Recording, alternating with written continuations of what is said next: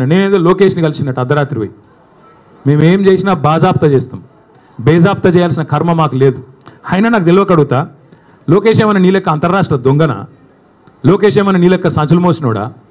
లోకేష్ ఏమన్నా నీ లెక్క చదువు రానోడా? కలిస్తే తప్పేందుకు? ఒకవేళ కలవలేదు, కలిస్తే తప్పేంది?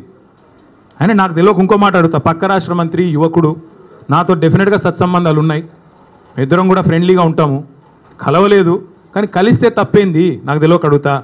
అయినా మీ పెద్ద బాసు చంద్రబాబు కొడుకే కదా, నేను ఏదో గూండానో దావుద్ ఇబ్రాహింనో సీకట్లో కలిసినట్టు డైలాగులేంద్ర హౌలా. నేను అడిగింది ఏంది, నేను చెప్పింది ఏంది? నేను ఉన్న దొంగను కలిసిన నీలాగా, లేకపోతే నీలాగా లోఫర్ రాజకీయాలు చేస్తున్నాను ఢిల్లీలో పోయి, చీకట్లో పోయి అమిత్ షా కాళ్ళు పట్టుకొని, చీకట్లో పోయి మోడీ గారి పాదాలకు ప్రణమిల్లి చిల్లర రాజకీయం చేస్తున్నానా? పక్క రాష్ట్ర మంత్రి యువకుడు, నాకు తమ్ముళ్ళు అంటాడు, కలిస్తే కలుస్తా, కానీ నేను కలవలేదు. దానికి ఏదో పెద్ద ఈయనేదో గొప్ప విషయం కనిపెట్టినట్టు.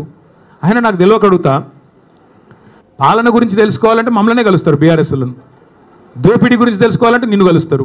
ఆయన నన్ను కలిస్తే నీకేం నొచ్చింది? ఆయన నన్ను కలిసినా నీకేం బాధ అవుతుంది? నాకు తెలియక అడుగుతా.